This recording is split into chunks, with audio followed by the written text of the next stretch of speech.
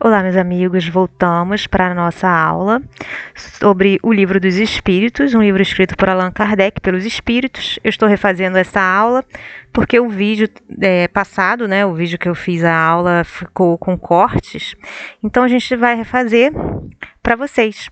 Nós estamos na primeira parte, no capítulo 3 da primeira parte do livro, que se chama capítulo 3 da criação. Nós já passamos pela formação dos mundos, formação dos seres vivos, povoamento da terra, Adão, diversidades das raças humanas, pluralidade dos mundos, e hoje nós vamos falar sobre considerações e concordâncias bíblicas concernentes à criação. Então, o Kardec, ele faz certas considerações concernentes à criação, que condiz com a criação do mundo, a Gênese, e com as concordâncias bíblicas também. Ele fala sobre em que a Bíblia concorda com a Gênese do mundo, de acordo com a ciência e com o que os espíritos nos disseram até agora. Bom, então vamos lá. Só vou colocar aqui para a gente poder se localizar, Passamos aqui povoamento da terra, diversidade das raças humanas, pluralidade dos mundos e considerações e concordâncias bíblicas concernentes à criação. Vamos verificar aqui, só vou aumentar e centralizar. Bom, esse é o item 59, seria a pergunta 59 do livro, E Kardec diz o seguinte: os povos hão formado ideias muito divergentes acerca da criação de acordo com as luzes que possuíam. O que ele quer dizer aqui?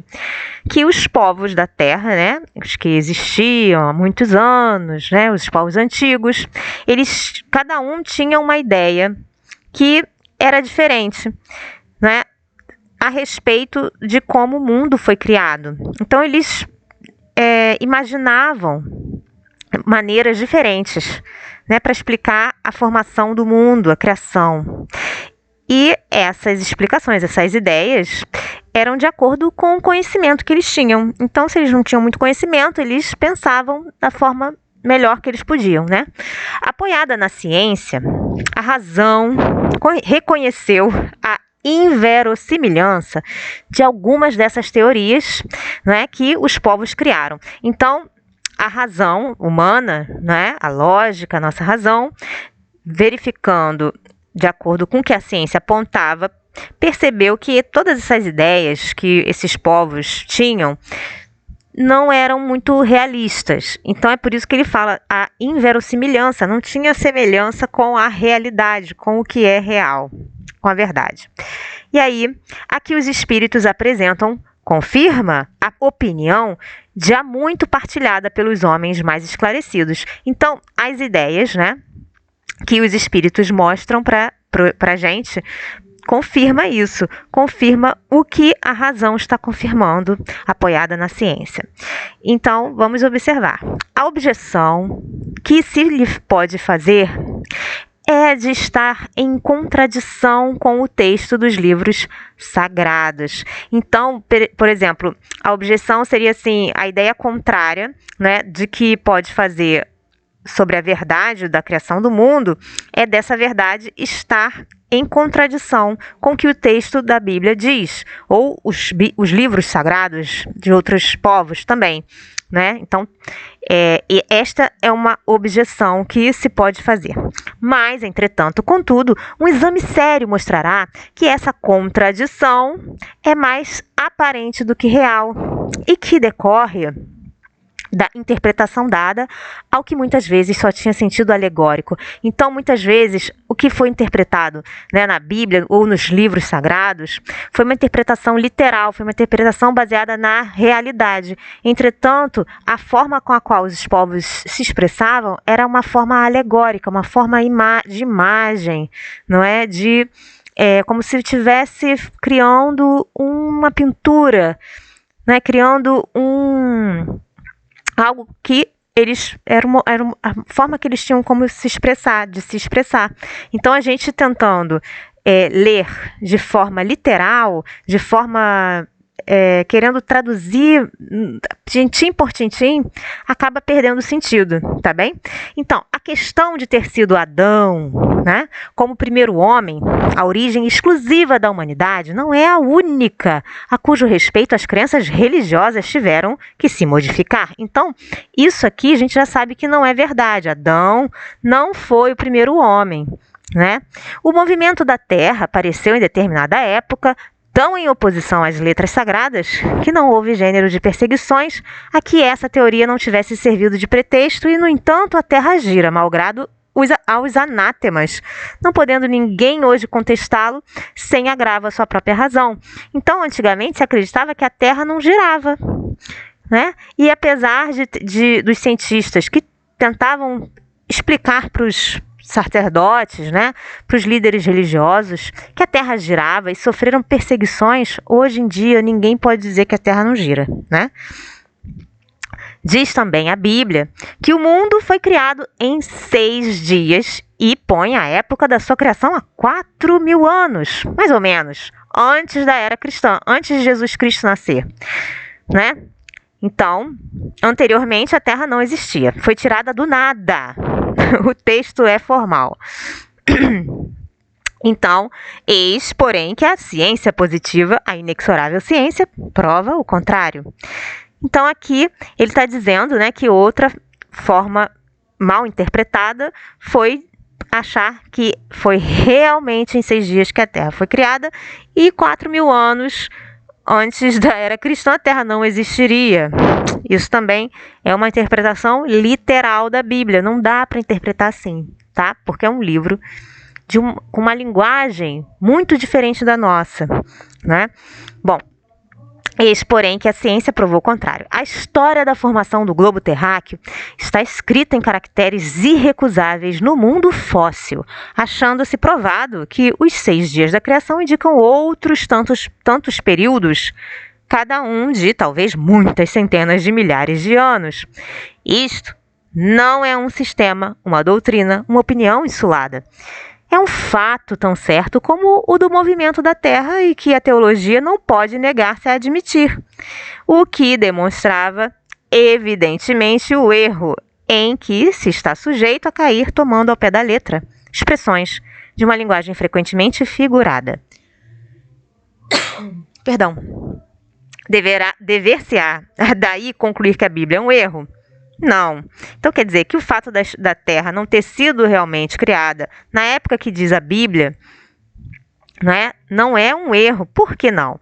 A conclusão a tirar-se é que os homens se equivocaram ao interpretá-la. Então é um erro de interpretação, não é um erro da Bíblia, tá bem?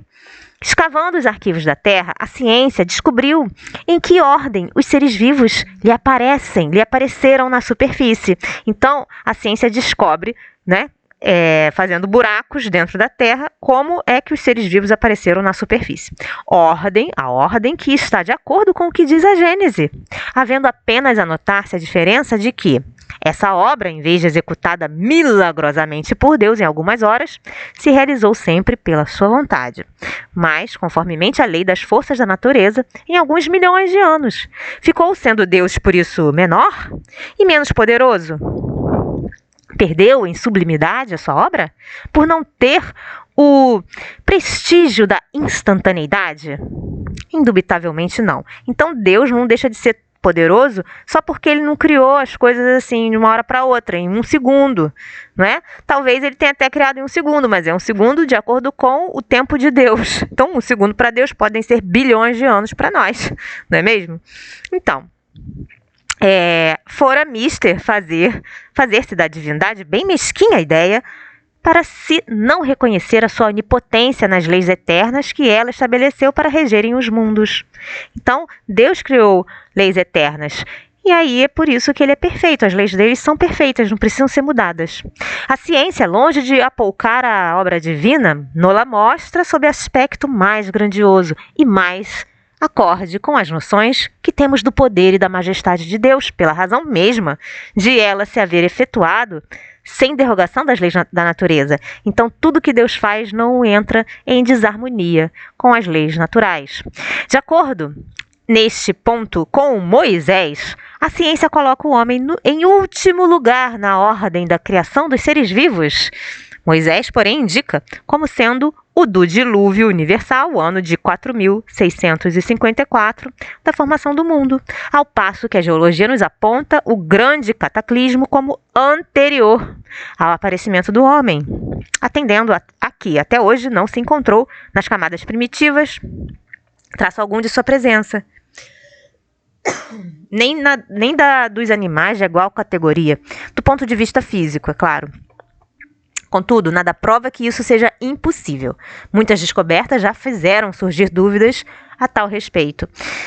Pode dar-se que, de um momento para o outro, se adquira a certeza material da anterioridade da raça humana e então se reconhecerá que a esse propósito, como a tantos outros, o texto bíblico encerra uma figura, uma imagem. A questão está em saber se o cataclismo geológico é o mesmo a que assistiu Noé. Ora, o tempo necessário à formação das camadas fósseis não permite confundi-los, e desde que se achem vestígios da existência do homem antes da grande catástrofe, provado ficará ou que Adão não foi o primeiro homem, ou que a sua criação se perde na noite dos tempos. Contra a evidência, não há raciocínios possíveis. Forçoso será aceitar-se esse fato, como se aceitaram o do movimento da Terra e os 6 períodos da criação. A existência do homem antes do dilúvio geológico ainda é, com efeito, hipotética. Eis aqui, porém, alguma coisa que o é menos. Admitindo-se que o homem tenha aparecido pela primeira vez na Terra 4.000 anos antes do Cristo e que, 1.650 anos mais tarde, toda a raça humana foi destruída, com exceção de uma só família.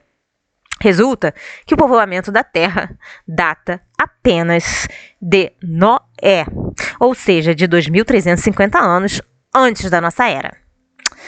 Ora, quando os hebreus emigraram para o Egito no 18º século, encontraram esse país muito povoado e já bastante adiantado em civilização. A história prova que, nessa época, as Índias e os outros países também estavam florescentes, sem mesmo se ter em conta a cronologia de certos povos, que remonta a uma época muito mais afastada. Teria sido preciso, nesse caso, que do 24º ao 18º século, isto é, que num espaço de 600 anos, não somente a posteridade de um único homem houvesse podido povoar todos os imensos países então conhecidos, suposto que os outros não o fossem, mas também que, nesse curto lapso de tempo, a espécie humana houvesse podido elevar-se da ignorância absoluta ao estado primitivo,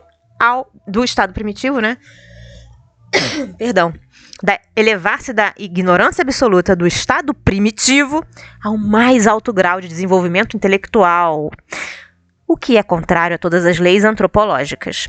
Então, entre outras palavras, ele diz aqui que é impossível ser Noé, a família de Noé, a única que sobrou do dilúvio. Né? Se o dilúvio aconteceu no mundo inteiro, a única família não foi a de Noé. A diversidade das raças corrobora igualmente esta opinião. O clima e os costumes produzem, é certo, modificações no caráter físico. Sabe-se, porém, até onde pode ir a influência dessas causas. Entretanto, o exame fisiológico demonstra haver, em certas raças, diferenças constitucionais mais profundas do que as do clima é capaz de determinar. O cruzamento das raças dá origem aos tipos intermediários. Ele tende a apagar os caracteres extremos, mas não os cria. Apenas produz variedades. Ora, para que tenha havido cruzamento de raças, preciso era que houvesse raças distintas. Como, porém, se explicará a existência das raças distintas, atribuindo-se-lhes uma origem comum, a mesma origem, e, sobretudo, tão pouco afastada?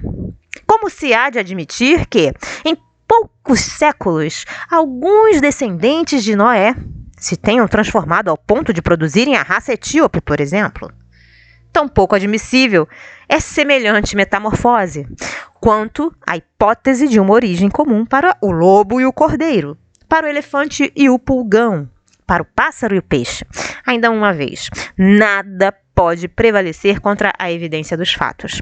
Tudo, ao invés, se explica, admitindo-se que a existência do homem é anterior à época em que vulgarmente se pretende que ela começou, que diversas são as origens, que Adão, vivendo há 6.000 anos, tenha povoado uma região ainda desabitada, que o dilúvio de Noé foi uma catástrofe parcial, confundida com um cataclismo geológico, e atentando-se finalmente na forma alegórica peculiar ao estilo oriental, forma que se nos depara nos livros sagrados de todos os povos. Isto faz ver quanto é prudente não lançar levianamente a pecha de falsas as doutrinas que podem se adotar de como tantas outras desmentir os que as combatem. As ideias religiosas, longe de perderem alguma coisa, se engrandecem, caminhando de par com a ciência. Esse o meio único de não apresentarem lado vulnerável ao cepticismo. Bom, gente, ficamos por aqui. Eu espero que vocês tenham gostado dessa leitura tanto quanto eu. Deixo com vocês um grande beijo a todos. Deus abençoe. Até a próxima. Tchau, tchau.